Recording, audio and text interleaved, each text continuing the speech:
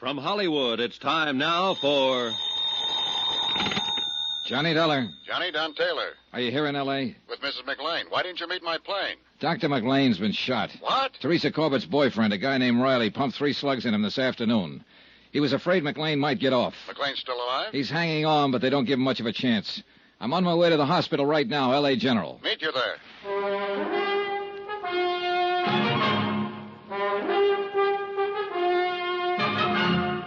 Tonight and every weekday night, Bob Bailey in the transcribed adventures of the man with the action-packed expense account, America's fabulous freelance insurance investigator. Yours truly, Johnny Dollar.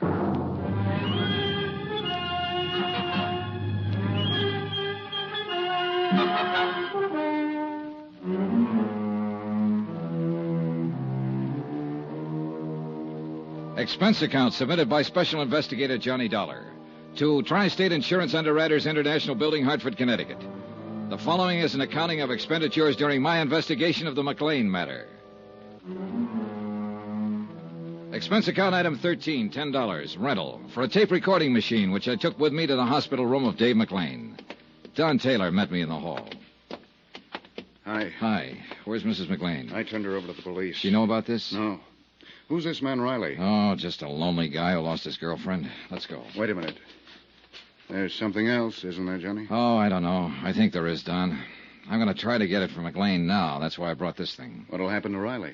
He's being held for assault with a deadly weapon intent to kill. If McClain dies, it'll be changed to murder. Mr. Dollar? Yes? You can go in now. This is Mr. Taylor. I'd like him to come in, too. It's all right. This way, please.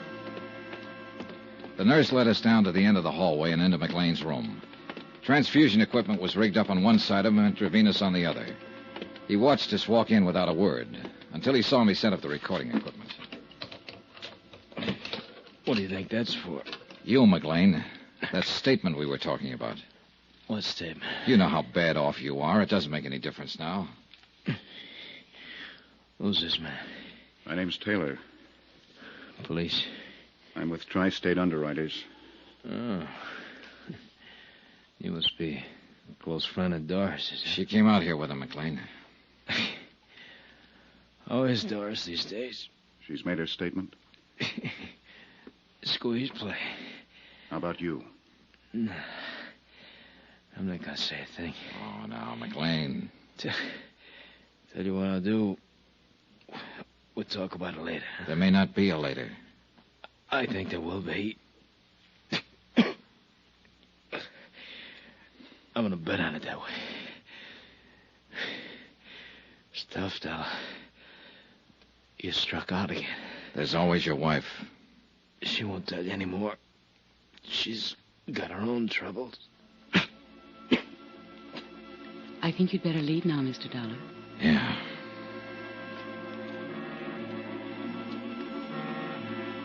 McClain's chances for recovery were 1 in 10. That isn't very good odds. But as he said, he was going to bet on himself. And he won. 3 days later, he took a turn for the better. Within a week, he was walking around the hospital. The trial date was set for him to answer charges of defrauding an insurance company. Mrs. McClain was named co-defendant. All set. When do you take off, Don? About 5 minutes. Good night for flying. Yeah. Now, what's the matter, Johnny? Oh, I don't know. This whole case, the people in it, I just don't know. You ought to be satisfied. You've certainly done your job. McClain's are going to stand trial, and there's no doubt they'll be convicted. You testify in court, and that's about it. I know. Don. Yeah? There's more to it. What? I know there is. There has to be. McClain's slick enough not to open his mouth. He hasn't admitted anything. His wife's done all the talking. Sure, that's true, but what she said was enough for us. Was it? Well, wasn't it? Not for me, Don. Johnny, what is it? Riley, I suppose, and that poor girl, Teresa Corbett. A couple of little people who walked into it. Riley's suffering worse than the McClains, than they'll suffer. He lost somebody he loved. She died naturally. He would have lost her sooner or later. The McClains had nothing to do with that. Didn't they? No. Well, I've been thinking about it. Just go in and testify in court and come home and try to forget about it, will you? Maybe you're right. Flight 913, Chicago, New York, and Well, Boston, now boarding. see you in a few days, Johnny. Okay. Flight Bye.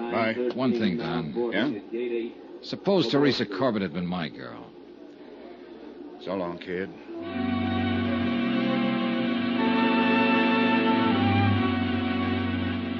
Don Taylor went back to Hartford and left me to wrap up the details and testify in court.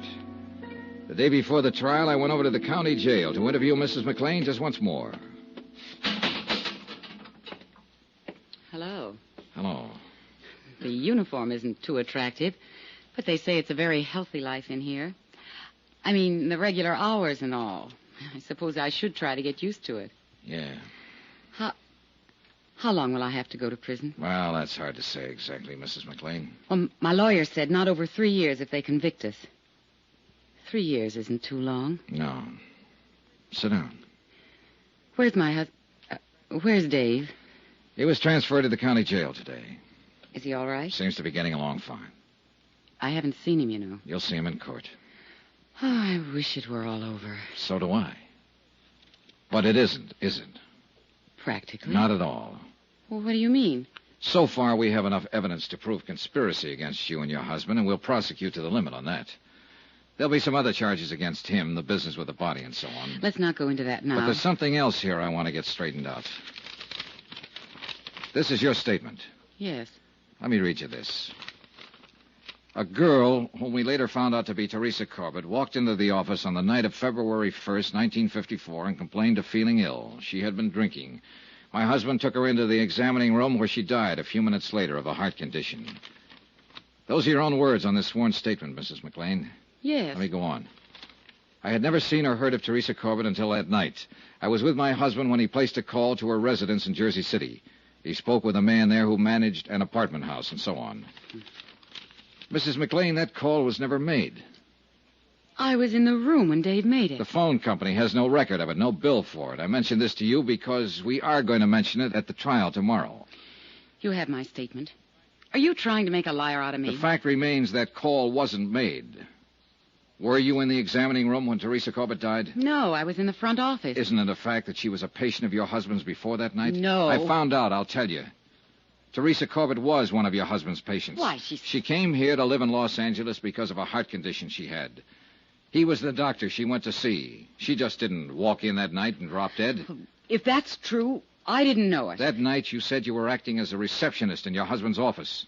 When Teresa Corbett walked in, she must have given you her name when she asked to see the doctor. Well, she didn't.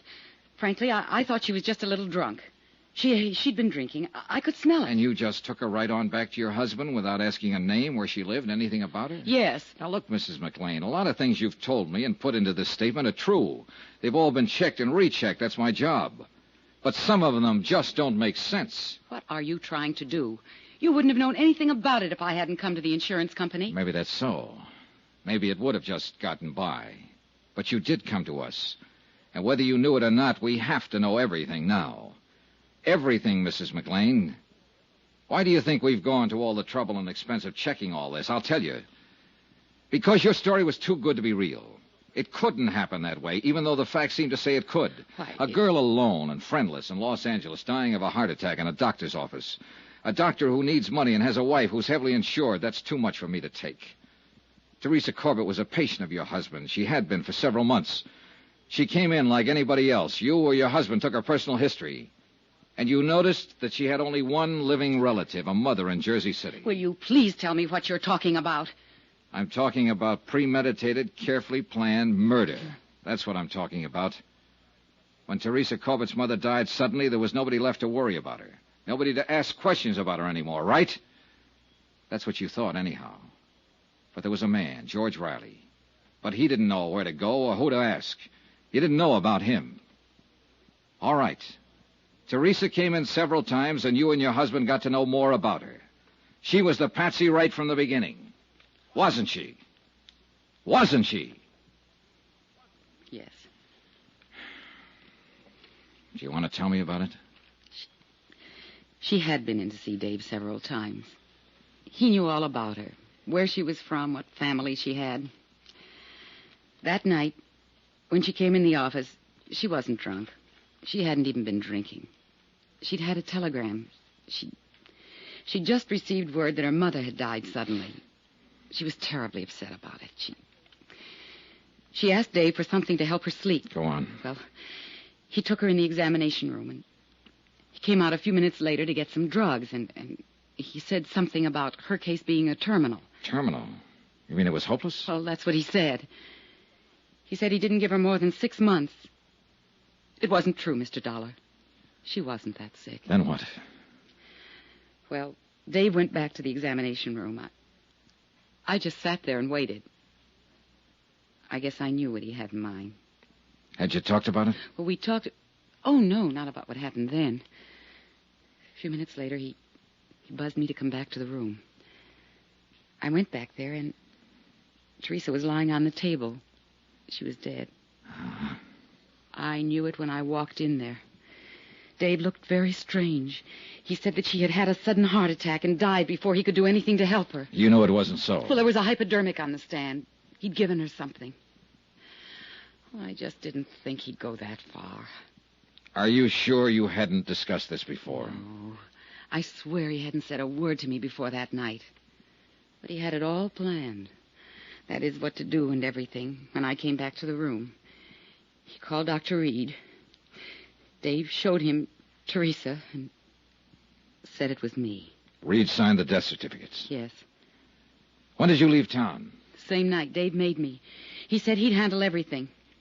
I accused him of killing her, and he said that she just died there. Well, I guess I was kind of hysterical, but then he said, all right, I did kill her. She didn't have long anyhow. I killed her, and you helped me kill her. Now get out of here and stay out of here. If you ever open your mouth about it, you'll go to the gas chamber with me. Do you want a cigarette? Yes, please. Here you go. Thanks.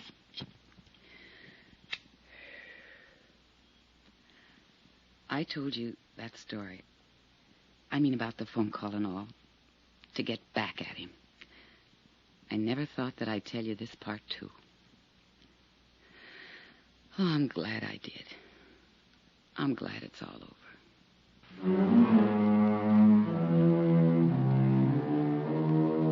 Expense account item 14, $85.40. Hotel and board while in Los Angeles. Item 15, $205, plane fare back to Hartford. Expense account total, $798.60. Remarks? Murder charges have been filed against the McClains, and they stand trial next month. George Riley received 3 years and a suspended sentence for assault with a deadly weapon. I was wrong about practically everything in this case. All the lies came true, but so did the facts. Yours truly, Johnny Dollar.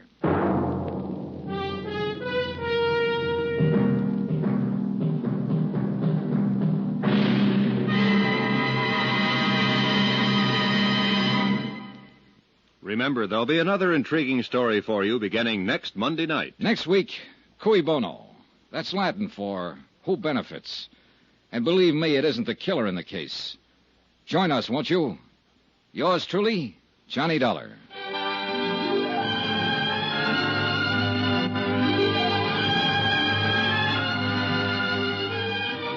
Yours truly, Johnny Dollar, starring Bob Bailey, is transcribed in Hollywood. Written by John Dawson. It is produced and directed by Jack Johnstone.